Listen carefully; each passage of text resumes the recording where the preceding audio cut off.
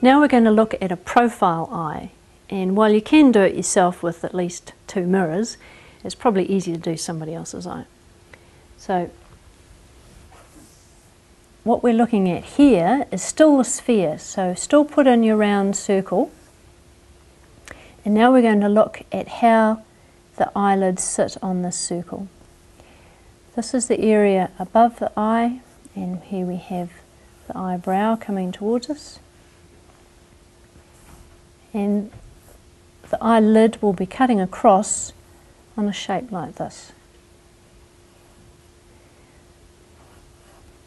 The upper lid will be protruding beyond the lower lid, and this of course means now you get to see the eyelashes.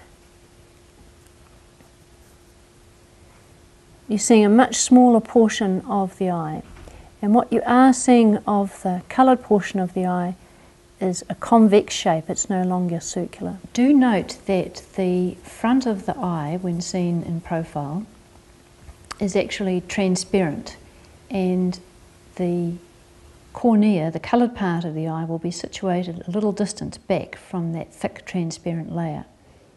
You'll still have your shading in the corner depending on what your light source is doing, and then there will usually be some quite strong shadows in this section here, which will kind of throw your eye into relief.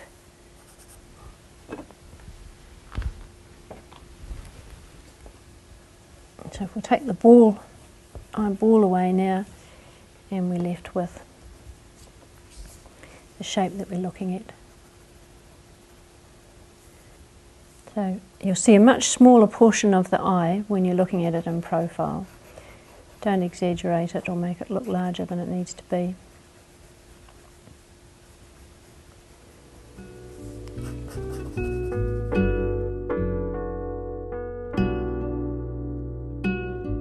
In this section we're going to look at the 3/4 eyes, which is slightly more complicated than the front-on eyes or profile. It is also the one that you're probably going to end up using the most. And with this, generally the head is tilted in one direction, but the eyes will be looking at you.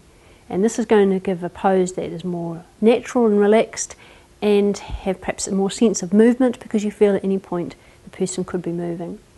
So the different things to notice about this is that one eye will be closer towards you and will be slightly larger, and the eye that's further away will be slightly smaller, and the eye that is further away, the tear duct, will be hidden by the bridge of the nose. So in this case I can't see, on Fiona's right eye, I can't see her tear duct, and that's going to make the eyes have a slightly different shape, so we need to pay attention carefully to see, to communicate that sense of shape. So in this start place here now, I'm going to start with the nose, the edge of the nose and the eyebrows.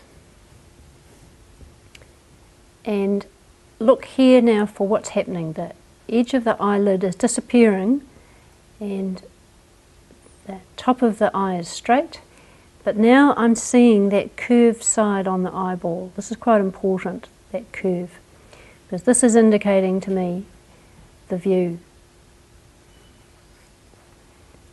So the rest of the eyelid is disappearing behind, but the curve of the eyeball is quite apparent, that curve in there.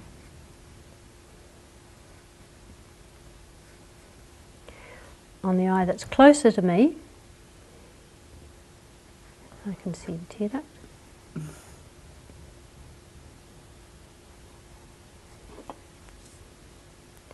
It's going to be slightly larger with perspective.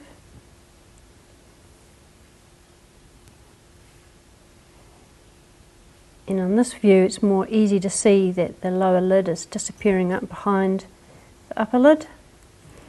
And this is the sense in here I have that this eye, and here, that this is a round eye through the shadow. Again, look for the shape of the white of the eye to get where the eyeball is. Same on this side. Usually the eyeball will be partly hidden at the top and bottom by the lid. It's not very often that you're going to see the whites of the eyes. Slight reflection on this side.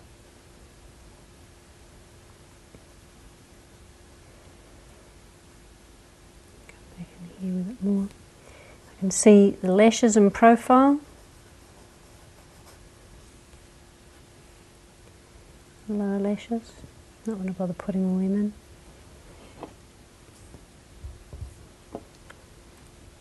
I can see a bit more of the lid in this case here, curving around and down inside here. On this one I can make more definition in terms of the tear duct. This part here is quite crucial, this little shape just here. And that's the 3/4 eye. When it comes to drawing eyes, you're going to want to do as many as possible. Take every opportunity. Here's a hint on how to make the eyes focus so that they're actually looking at you. On the first example, I've made the eyes too far over at the bottom here and too far over to the right at the top. Then when I corrected it, you can see what a difference it's made just by bringing the eye further over, the colour part of the eye further over up there and tucking it further in down here. There are various traps you can fall into with making the eyes look unrealistic. You want to avoid trying to make them too large. It's a habit everybody falls into. I still do it occasionally. But really try and assess the width and height of the eye in relationship to the other features. Don't make the whites of the eyes too white. I've already mentioned that. It's only found really on young children, real white of the eyes, and particularly when you're painting them. Don't make the eyelashes too dark, and only draw the eyelashes that you can see. Don't overemphasize them.